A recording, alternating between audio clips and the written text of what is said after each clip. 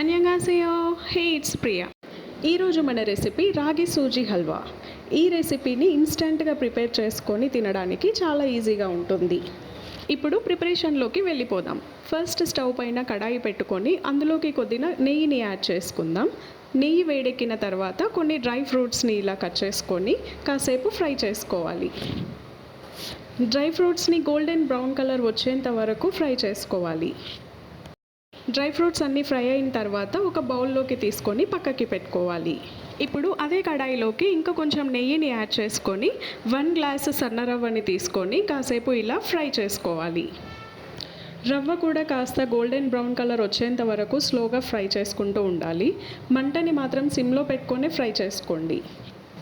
Suji fry అయిన తర్వాత మనం ఎంత క్వాంటిటీ అయితే రవ్వని తీసుకున్నామో దానికి ఈక్వల్ క్వాంటిటీ రాగి పౌడర్ని కూడా వేసుకోవాలి.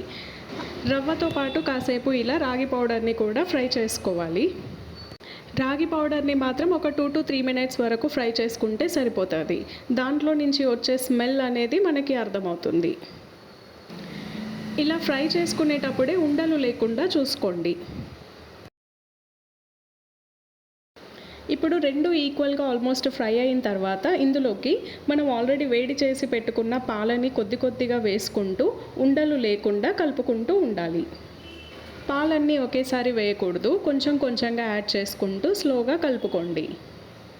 హల్వా ప్రిపేర్ చేసేటప్పుడు మంట మాత్రం స్లో ఫ్లేమ్లోనే ఉండాలి. పాలన్నీ వేసుకున్న తర్వాత స్లోగా ఇలా కలుపుకుంటూ ఉన్నప్పుడు హల్వా అంతా దగ్గర పడుతుంది. రవ్వ అంతా ఉడికేంత వరకు స్లోగా ఇలా కలుపుకుంటూ ఉండాలి. ఇలా రవ్వ అంతా కుక్ అయిపోయిన తర్వాత స్లోగా దగ్గర పడుతుంది. ఈ టైంలో మనం ఈక్వల్ క్వాంటిటీ బెల్లం పౌడర్ని కూడా యాడ్ చేసుకొని స్లోగా కలుపుకోవాలి. బెల్లం అంతా కరిగే టైంలోనే మనం ఇందులోకి కొద్దిగా ఇలాచీ పౌడర్ని యాడ్ చేసుకుందాం. మంటని స్లో ఫ్లేమ్లో పెట్టుకొని హల్వా దగ్గర పడేంత వరకు స్లోగా ఇలా కలుపుకుంటూ ఉండాలి.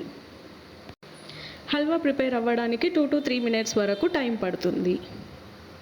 ఈ రెసిపీ ఇన్స్టెంట్గా ప్రిపేర్ చేసుకోవడానికి చాలా ఈజీగా ఉంటుంది అండ్ చాలా త్వరగా అయిపోతుంది కూడా. ఇప్పుడు ఫైనల్గా డ్రై ఫ్రూట్స్ వేసుకొని ఒకసారి అంతా కలుపుకోవాలి. వేడివేడిగా తింటే టేస్ట్ మాత్రం చాలా బాగుంటుంది. మీరు కూడా ఒకసారి ఖచ్చితంగా ట్రై చేయండి. ఇంకా మరిన్ని రెసిపీస్ కోసం please subscribe my channel. Signing off Priya. సారంగే.